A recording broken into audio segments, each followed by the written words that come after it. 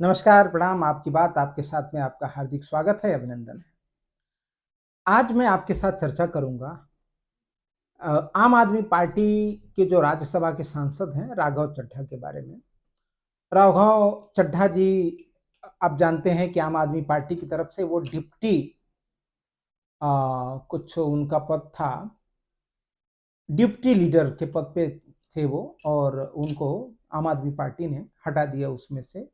और इवन राज्यसभा में कुछ बोलने के लिए भी मना कर दिया। उन्होंने लेटर वेटर लिख के दे दिया कि ये राज्यसभा में इनको बोलने न दिया जाए, कुछ अपनी बात उठाने न दिया जाए। हालांकि लोकतंत्र में किसी भी राजनीतिक पार्टी द्वारा अगर इस तरीके से कदम उठाया जाता है तो मुझे लगता है वो जनता की आवाज को दबाने की बात होती है। और अगर इस तरीके से कोई भी करता है तो मैं मानता हूं कि आप राघव चड्ढा की जबान नहीं दबा रहे हो, आप एक जनता की आवाज को दबा रहे हो। क्योंकि हर व्यक्ति, चाहे वो पक्ष में हो विपक्ष में हो, वो जो भी कहता है वो अपने राजनीतिक परिप्रेक्ष्य के हिसाब से कहता है।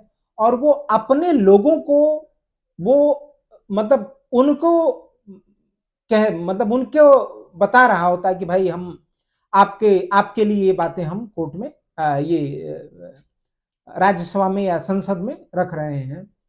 तो जो एड्रेस वो करता है कि वो अपने लोगों को एड्रेस करता है। चाहे वो संजय सिंह हो, संजय सिंह को भी ऐसा लगता होगा कि जो हम बोल रहे हैं वो जो हमारे जो चाहने वाले हैं वो उन्हें अच्छा लगता होगा।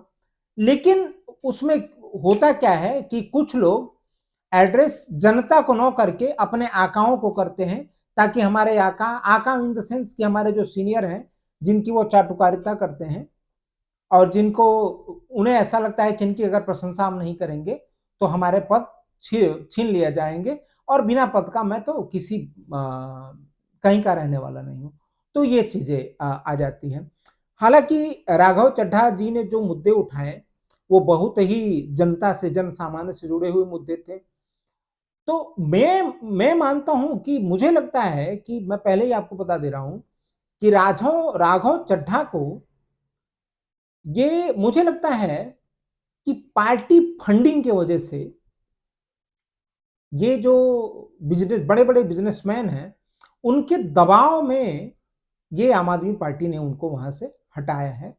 और मुझे नहीं लगता है कि उनका कुछ खीस है उनके साथ में, क्योंकि बड़े अच्छे अच्छे पदों पे रहे होंगे। और मुझे लगता है कि राघव चड्ढा तो मतलब आम आदमी पार्टी में काफी, यहाँ तक कि पंजाब में तो वो सर्वे सर्वा रहे थे। तो मुझे लगता है कि ऐसा नहीं। आज चलिए मैं बात करता हूं कि सबसे पहले उन्होंने क्या क्या मुद्दे उठाए थे वो हम जान लेते हैं, तो समझाने में आपको आसानी रहेगी।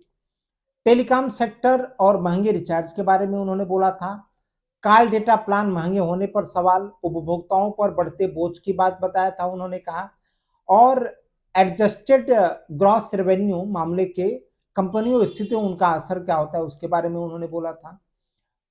हॉस्पिटलिटी के बारे में, हॉस्पिटल के बारे में कि प्राइवेट अस्पतालों में ज्यादा ज्यादा बिलिंग कैसे होती है, आईसीयू और इलाज में पारदर्शिता की कमी, इंश्योरेंस क्लेम में गड़बड़ी। ये मुद्दे ना, ये मुद्दे आपके और हमारे हैं, सच्चाई ये है।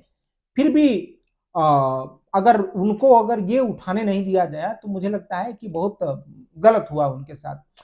अच्छा, शिक्षा स्कूल के फीस, प्राइवेट स्कूलों द्वारा मनमानी फीस, किताब और यूनिफॉर्म के नाम पर अतिरिक्त वसूली, शिक्षा को महंगा बनाने पर सवाल, अर्थव्यवस्था और महंगाई, आम जनता पर बढ़ती महंगाई का असर, बेरोजगारी और आर्थिक दबाव, केंद्र राज्य संबंध, राज्यों के अधिकारों की बात, दिल्ली और सरकार और एलजी के जो मुद्दे हैं वो, भ्रष्टाचार और भ्रष्टाचार जो हो रहा है उसके बारे में, युवाओं के रोजगारों के बारे में, पर्यावरण प्रदूषण को लेकर के उन्होंने बहुत सारे सवाल उठाए थे। ये जो जो 6 7 8 मुद्दे हैं उन्होंने जो बताए थे, वास्तव में ये मेरा मानना है कि एक आम जनता होने के नाते आपको भी और मुझे भी ये भाई ये ऐसे यही आने चाहिए राज्यसभा में और दूसरा कुछ आना ही नहीं चाहिए। लेकिन फिर भी उनको अगर डिप्टी लीडर पद से अगर हटा दिया जाता है और उनको कुछ बोलने नहीं दिया जाता है, वो भी कुछ लेटर लिख के, अगर इस तरीके से पत्र लिख के वो ये सब बोला जाता है। हालांकि वो तो सदन के ऊपर होता है, जो वहां के पीठासीन अधिकारी होते हैं राज्यसभा के, उनके ऊपर होता है वो क्या करें क्या नहीं करें, क्योंकि इनके लेटर से तो कुछ होने वाला है नहीं। तो मुझे लगता है कि देखिए, पार्टी फंडिंग कहां से आती है। आम आदमी पार्टी की स्थिति इस समय बहुत डवाडोल चल रही है। एक तो बेचारे उनकी दिल्ली से सरकार चली गई है, दूसरे शराब घोटाले में इधर उधर चक्कर काट रहे हैं, एक जगह से डिस्चार्ज हुए तब तक हाईकोर्ट ने रोक लगा दिया, और हाईकोर्ट भी उनके ऊपर अब चढ़ बैठा है, और हाईकोर्ट में इन्होंने तमाम मामले लगाए हैं, इसके बारे में अलग से हम बात करेंगे। तो मामले बहुत चल रहे हैं। देखिए, जब सरकार नहीं रहती है किसी की, तो मेरा मानना है कि फंडिंग की तो दिक्कतें आती ही आती हैं। और जो पंजाब की सरकार है, तो पंजाब में तो स्थितियां बड़ी डवाडोल, वैसे भी वो कर्जे में है, तो वहां से कितना वो निकाल सकते हैं। यहाँ पे तो उन्होंने काफी हद तक मैनेज किया हुआ था दिल्ली में, क्योंकि दिल्ली आर्थिक राजधानी है, यहाँ पे फंड ज्यादा आते हैं। तो अब कहीं ना कहीं, अब हैंड टू माउथ, भाई जो बंगले में रहने की आदत पड़ गई है उनको पैसे तो चाहिए ना, तो पैसा कौन देगा भाई। जो अच्छे तरीके से जो उगाई, मुझे लगता है, देखिए, हॉस्पिटल वाले उगाही का धंधा करते हैं, स्कूल वाले उगाही का धंधा करते हैं, ये क्लियर है, उसमें कोई शक नहीं है। करप्शन ये है, टेलीकॉम में ये सारी चीजें जो उन्होंने उठाए थे, इसमें एक तरीके से एक्सटॉर्शन है, एक्सटॉर्शन मैं कहता हूं, और सरकार फेल हुई है इसके बारे में। तो मुझे लगता है कि जब इन्होंने ये बात उठाया होगा, और जो ये जो कंपनियां रही होंगी, चाहे वो हॉस्पिटल वाली, या मेडिकल से रिलेटेड, या टेलीकम्युनिकेशन से रिलेटेड, या जो अन्य जो भी मुद्दे उठाए, उन्होंने बोला होगा कि भाई साहब, हम आपको फंड नहीं देंगे अगर ये इस तरीके से बोलते रहे। तो मुझे लगता है मामला राज्यसभा से डिप्टी लीडर पद से जो राघव चड्ढा जी को हटाया गया है, उसमें लबोलबाब मुझे ये दिख रहा है कि ये कहीं ना कहीं ये जो कंपनियां है ना, कंपनियों के दबाव की वजह से हुआ है। और देखिए, राघव चड्ढा ना जेनजी है, एक नए हैं, और उनको लग रहा था कि भाई, अब लग रहा था क्या, ऐसा होना भी चाहिए, मुद्दे ऐसे ही उठने चाहिए, उन्होंने उठाया, बड़ा अच्छी बात है। लेकिन अरविंद केजरीवाल जो है ना, अभी वो मज गए हैं 14-15 साल से सत्ता में रहने के नाते। अब उनको पता चल गया है कि राजनीति में जनता के लिए कुछ नहीं करना होता है, अपने लिए सब कुछ करना होता है। तो अभी शायद इनको नहीं पता है, इसलिए उन्होंने हमारी आवाज उठाई। तो अरविंद केजरीवाल से निगोशिएशन हो नहीं पाया, तो उनको वहां से हटा दिया। अब अरविंद केजरीवाल भी चक्कर में पड़ गए, भाई हटाया, इधर बीजेपी ने लपक लिया। अब ये बंदे को हटा दिया, मुझे लगता है ना कि अरविंद केजरीवाल और आम आदमी पार्टी ना, अब उनकी मुसीबत मुझे लगता है कहीं बढ़ न जाए। हालांकि इसके बारे में बात करेंगे, क्योंकि Z+ की सुरक्षा दे दिया है बीजेपी सरकार ने। कुछ तो गड़बड़ है, झोलझाल है कुछ अंदर। भाई ऐसे ही होता है ना कि भाई भाई काम करो, पहले इसको व्यवस्थित करो, लेके आओ, चल भाई कन्फेशन दे, बता क्या होता है क्या नहीं होता है। तो ये चीजें इसके अलग मुद्दे हैं।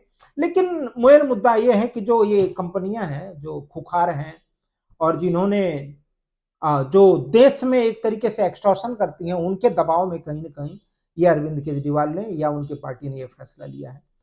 अगर आपको लगता है कि नहीं, मैं थोड़ा, मेरा विश्लेषण सही नहीं है, सोच नहीं है सही, तो आप मुझे जरूर बताइएगा। और मुझे लगता है राघव चड्ढा का हमें साथ देना चाहिए, और उन्हें ऐसे जो भी बयान, जो हमारे मुद्दे हैं, उन्हें उठाने देना चाहिए। और हम सब साथ मिलकर अगर उनका सहयोग करेंगे तो बेहतर होगा। आपसे मेरा अनुरोध रहेगा कि हमारे वीडियो को लाइक कीजिए और मेरे चैनल को सब्सक्राइब कीजिए, और कुछ सुझाव हो सकता है दीजिए। नमस्कार, प्रणाम, धन्यवाद।